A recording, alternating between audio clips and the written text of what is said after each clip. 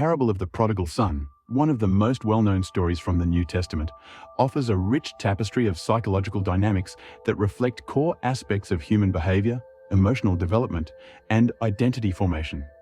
At its surface, the story recounts a young man's departure from his father's home, his fall into destitution, and his eventual return, where he is met with unconditional love and forgiveness.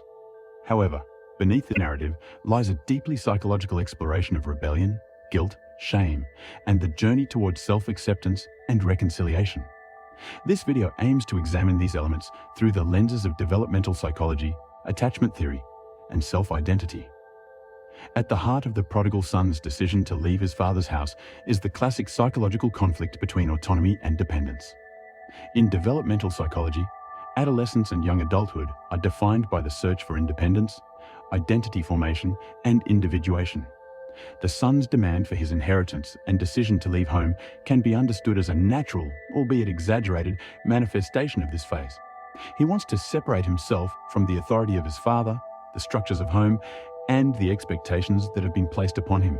In Freudian terms, this might be seen as an expression of the id, the impulsive, pleasure-seeking part of the mind, gaining control. The son's journey to a distant land represents not just a physical departure, but a psychological and emotional one.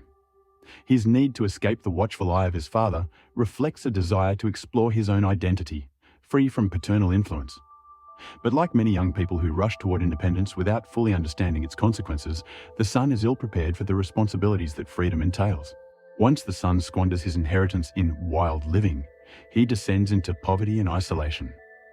Psychologically, this stage can be viewed as a confrontation with the shadow self, a Jungian concept referring to the darker, unconscious aspects of one's personality. The son's hedonistic behavior leads to a collapse of the idealized vision he had of autonomy. He is forced to confront the reality of his actions, which have not only led to material loss, but also to a profound sense of guilt and shame. Shame, unlike guilt, is not just about feeling bad for one's actions, but involves a deep sense of being fundamentally flawed. The son's experience of feeding pigs, a particularly degrading task in the cultural context of the parable, symbolizes his internalized belief that he is now worthless. Psychologically, this represents a nadir, a point where the individual is disconnected not just from others, but from their sense of self-worth. His spiral into this state of degradation shows the consequences of unchecked impulsivity and the emotional toll of failing to live up to one's own or societal expectations. The son's decision to return to his father is not merely an act of desperation, but a psychological movement toward reconciliation with his true self. Having experienced the extremes of both autonomy and deprivation, he comes to realize the importance of connection, responsibility, and belonging. This is not just a return to his father's house, but a return to a state of self-acceptance. Attachment theory, particularly the work of John Bowlby, suggests that secure attachment relationships, often with primary caregivers, are crucial for emotional well-being. The father in the story can be seen as representing a secure attachment figure. Despite the son's rejection, the father's unwavering love and acceptance mirror the essence of unconditional positive regard, a concept central to Carl Rogers' humanistic psychology. The son's return is an acknowledgement that while independence is important, human beings are fundamentally relational creatures who thrive in the context of supportive and loving relationships. When the father runs to embrace the returning son, this action reflects a profound psychological truth about the nature of forgiveness and self-compassion.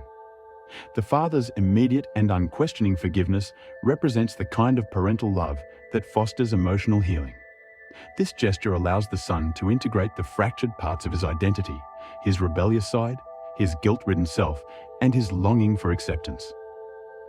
From an inner child perspective, the son's earlier actions can be viewed as an expression of unmet needs, perhaps a need for validation, attention, or freedom. His journey and subsequent return allow him to heal these wounded parts of himself through the father's embrace. In this way, the father functions not only as an external figure, but also as a symbol of the son's own capacity for self-forgiveness and integration.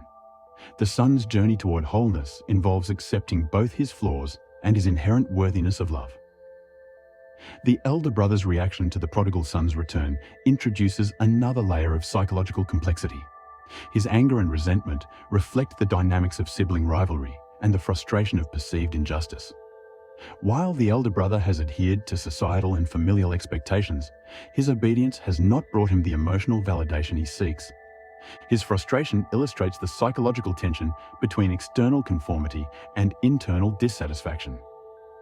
In many ways, the elder brother's role highlights a fundamental psychological dilemma: the belief that love and approval must be earned through compliance and sacrifice. His inability to celebrate his brother's return suggests a deep-seated fear of being unworthy or overlooked, despite his adherence to social norms. In this sense, the elder brother represents the struggle many people face when their efforts to meet expectations do not result in the emotional rewards they anticipate.